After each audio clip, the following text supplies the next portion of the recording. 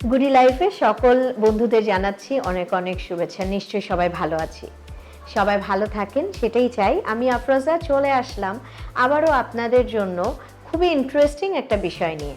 বিষয়টা হচ্ছে মেকআপ।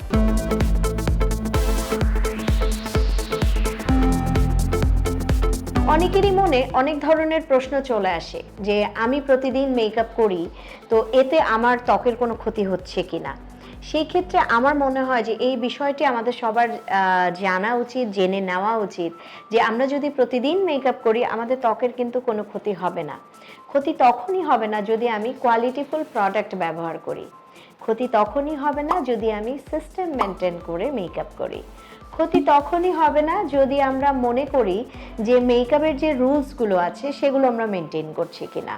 তো সেই ক্ষেত্রে আমরা যদি প্রতিদিন মেকআপ করি ত্বকের কোনো ক্ষতি হবে না। কোয়ালিটিফুল প্রোডাক্ট ব্যবহার করলে আমাদের ত্বক এমনিই ভালো থাকবে। আরেকটি বিষয় আছে, যদি আপনি মেকআপটি সঠিকভাবে ক্লিন করতে পারেন।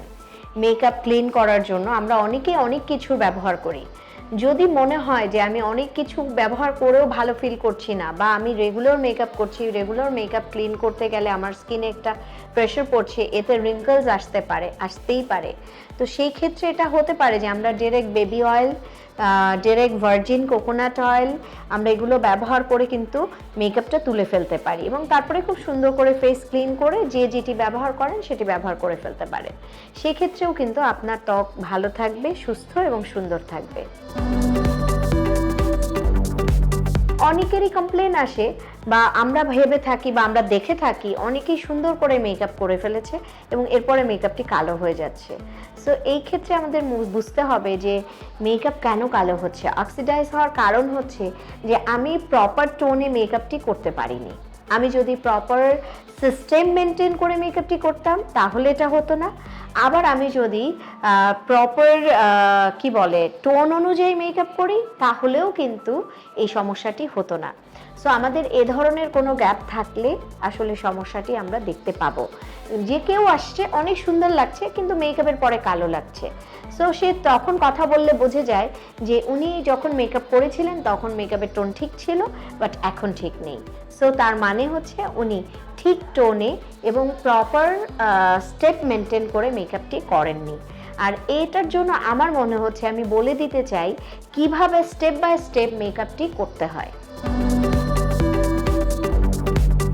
আমরা মেকআপের ধাপগুলো যদি প্রপারলি মেনটেন করি তাহলে আমাদের মেকআপ সুন্দর হবে, কালো হবে না এবং ফ্রেশ থাকবে। সেই ক্ষেত্রে আমাদের অনেক ধরনের মেকআপ আছে আমরা জানি।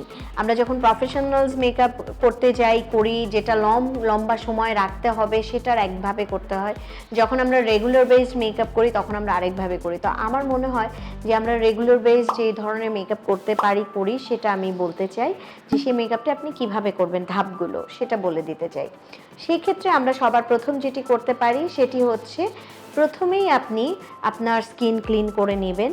আপনার স্কিনের ধরন অনুযায়ী আপনার ত্বক অয়েলি কিনা, আপনার ত্বক ড্রাই কিনা, কম্বিনেশন কিনা, এটা আপনাকে বুঝে নিতে হবে। সেই ধরন অনুযায়ী আপনি প্রাইমার সিলেক্ট করবেন এবং আপনি প্রাইমার অ্যাপ্লাই করবেন। প্রাইমার অ্যাপ্লাই করার পরে আপনি আপনার মেকআপটি নেবেন। আপনি যে বেসটি করতে চান, আপনি লিকুইড বেস করছেন, সো আপনি কোন টোনে করছেন সেটা আপনাকে বুঝে নিতে হবে। ডেফিনেটলি আপনার স্কিনের থেকে এক শেড ডার্কার নিয়ে আপনি আপনার স্কিনে অ্যাপ্লাই করবেন। ফুল ফেসে অ্যাপ্লাই করবেন, বিউটি ব্লেন্ডার দিয়ে বা ব্রাশ দিয়ে খুব সুন্দর করে বসিয়ে ফেলবেন। পুরো জিনিসটা খুব সুন্দরভাবে বসানোর পরে আপনি দেখবেন আপনার ঠোঁটের পাশে, আপনার চোখের নিচে, আপনার গালের পাশে ঠিক যেখানে যেখানে ডার্কার শেড দেখা যাচ্ছে সেই জায়গাগুলোতে একটু কনসিলার দিয়ে কভার করে নেওয়া। দেন এরপরে আপনি আপনার চোখের নিচে হাইলাইটেড কনসিলার দিয়ে নেবেন এবং আপনি আপনার টি জোনে হাইলাইটেড কনসিলার নিয়ে নেবেন। এরপরে এটি খুব সুন্দর করে বসিয়ে দিবেন এবং তারপরে আপনি সেটিং স্প্রে দিয়ে আবার সুন্দর করে বসিয়ে এরপরে আপনি পাউডার লাগাবেন। পাউডার বলতে আপনি কম্প্যাক্ট পাউডার নিতে পারেন, নতুবা আপনি বানানা ডাস্ট পাউডার যেটা আছে সেটি নিতে পারেন, নতুবা লুজ পাউডার, ট্রান্সলুট পাউডার, যেটা আপনার কাছে মনে হয় আপনার কাছে অ্যাভেলেবেল আছে সে ধরনেরই পাউডার নিলেন এবং চোখের নিচে, টি জোনে, পুরো ফেসে সুন্দর করে এটাকে কভার আপ করে ফেললেন। এরপরে আমরা চলে আসব আমাদের আইব্রোজ ড্রয়িংয়ে। আমরা এরপরে আইব্রোজটা ড্র করে ফেলবো।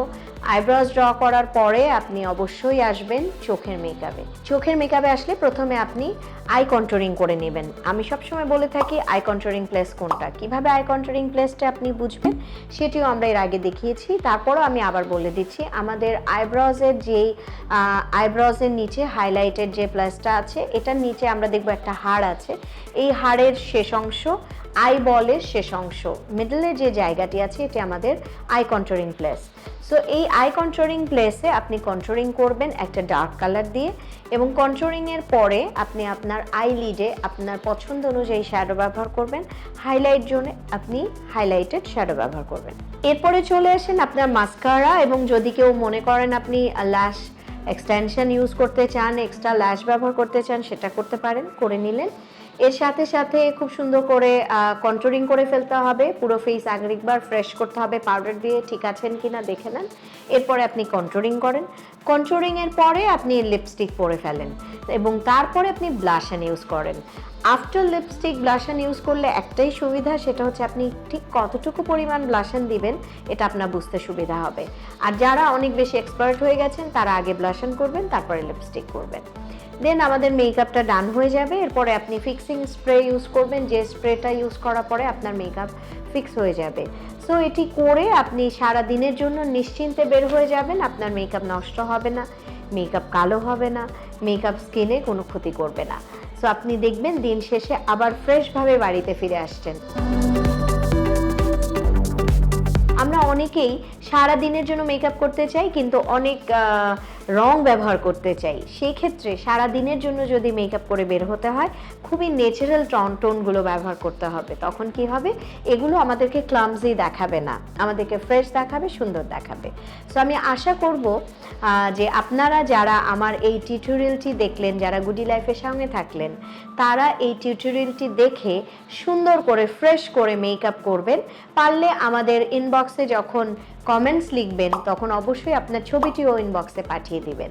তাহলে আমাদের জন্য দেখতে সহজ হবে যে আপনারা আসলে মেকআপ টিউটোরিয়ালটি শুনে কতখানি মেকআপ করতে পারলেন, বা আমি কতখানি আপনাদেরকে বোঝাতে পারলাম।